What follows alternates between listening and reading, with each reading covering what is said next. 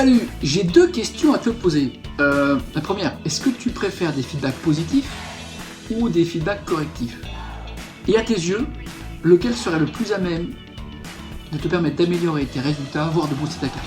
Alors bonjour, je suis Arnaud Louette, entraîneur, coach de manager. Voilà, et j'accompagne les managers qui se bougent pour être performants, prendre du plaisir dans leur job et être heureux dans la vie. Et chaque semaine, voilà, je partage des conseils, des astuces.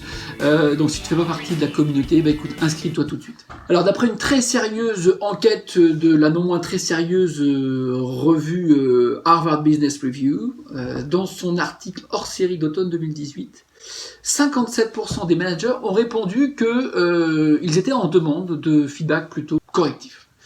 47% ont exprimé qu'ils avaient plutôt envie de compléments ou de félicitations.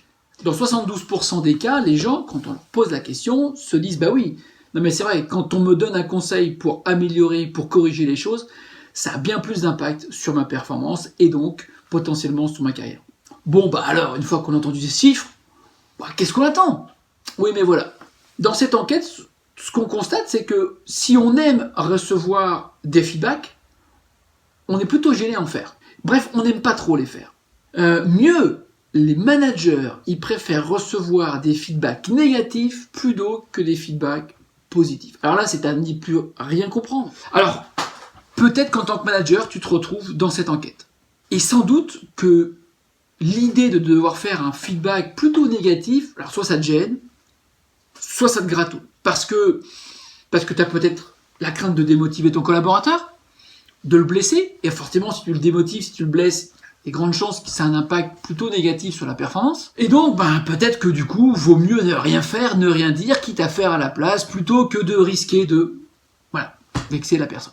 Oui, mais voilà, quand on fait ça, c'est un cercle vicieux, puisqu'on a vu aussi que de toute façon, les gens, ils étaient demandeurs de feedback, et voire même, ils étaient conscients que les feedbacks les aideraient à protéger. Alors, d'un côté, tu peux pas te dire en tant que collaborateur, j'aimerais avoir des feedbacks, et du coup, en tant que manager, dire, oui, mais je suis gêné à les faire, ça fonctionne pas, il y a un truc qui cloche. Alors, je vais te livrer un secret. Ce secret, c'est celui qui fait toute la différence entre les managers et les leaders.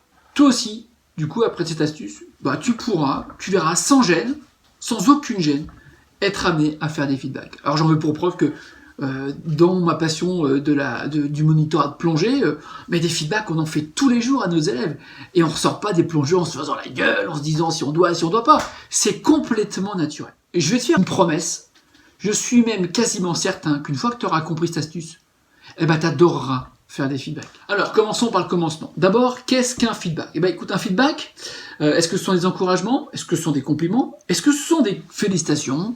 Est-ce que ce sont des réprimandes? Est-ce que ce sont des invitations à faire différemment? Est-ce que ce sont des suggestions d'amélioration? Est-ce que c'est pointer le doigt sur une erreur ou quelque chose qui n'a été pas bien fait? Il y a deux grandes catégories de feedback. Il y a les feedbacks plutôt positifs, qui amènent plutôt à souligner ce qui a été bien fait, qui mènent à faire des compliments, à faire des félicitations. Et puis il y a l'autre grande famille des feedbacks, dits plutôt négatifs, puisqu'on va mettre le doigt sur quelque chose qui n'a pas été bien fait, ou qui aurait pu être fait différemment, sous-entendu, qui aurait pu être mieux fait.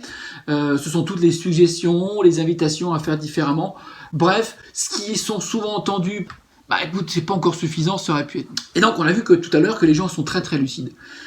Ils savent que les feedbacks négatifs peuvent influer sur leur performance. Mais ils sont très sensibles à la forme et à la manière. On parlera donc plutôt de feedback correctif. En effet, plutôt que d'être dans le « il ne faut pas, c'est pas bien », ce sera peut-être le correctif. Comment on peut faire pour améliorer? Comment on peut faire pour éviter que ça se reproduise? Comment on peut faire pour que ça progresse? Là, la nuance est faible, mais on n'est plus dans la même énergie, on n'est pas sur pourquoi on s'est planté, on est comment on peut faire la prochaine fois pour réussir. Et le simple fait de planter ou réussir, bien qu'on passe du négatif au positif, donc le feedback correctif, ça invite plutôt à regarder dans le futur. Et puis vous le savez, notre cerveau il comprend pas le négatif, ne pas faire quelque chose, ça n'a pas de sens. Par contre, fais ça, là effectivement le cerveau, il enclenche. Alors voilà ce que je te propose, c'est très simple. La prochaine fois que tu rencontres ton collaborateur, invite-le à se raconter. Voilà, moi quand je suis en plongée, je sors de l'eau, première question que je pose à mon plongeur, alors raconte-moi ta plongée, comment ça s'est passé? D'accord? Et du coup, vous pouvez l'orienter. Qu'est-ce que tu penses avoir bien fait? On le charge sur le positif pour qu'il capitalise. Si tu devais recommencer, qu'est-ce que tu ferais naturellement? Qu'est-ce que tu changerais? Et puis, est-ce que tu as une question? Eh bien, vous allez voir que, mais je mets mon billet, à chaque fois, les gens, ils commencent à souligner ce qui n'a pas été bien fait, ce qu'ils auraient pu faire différemment. C'est-à-dire que les gens, ils sont déjà branchés sur le filtre du progrès. Sauf que la différence, c'est plutôt que ce soit vous qui vous exprimiez le premier, c'est eux qui s'expliquent le premier. Voilà. Ce qui fait qu'après, vous n'avez plus qu'à ajuster. Ben, je confirme ta relecture, bravo, chouette, t'es lucide. Ah non, moi j'ai pas vu ça, je trouve que là-dessus t'as été très très bien. Par contre, effectivement, là-dessus, j'ai plutôt l'impression que ce serait là que tu pourrais faire différemment. Voilà. Donc, du coup, il n'y a plus de gêne à avoir. Ça fait partie du jeu. Et les gens, ils sont pas cons quand on leur pose la question.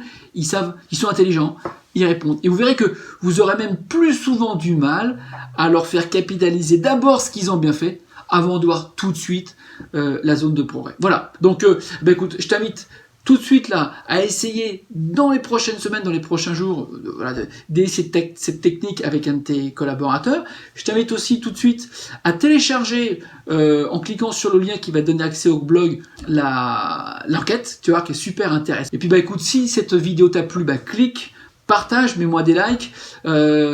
Si tu n'es pas encore abonné à la chaîne YouTube, il suffit juste de cliquer sur le petit bouton par là, je sais pas où elle est. Tu peux aussi t'abonner à la newsletter. Tu recevras ainsi chaque semaine mes meilleurs conseils. Voilà, en attendant, je te souhaite un bon entraînement. À très bientôt. Au revoir.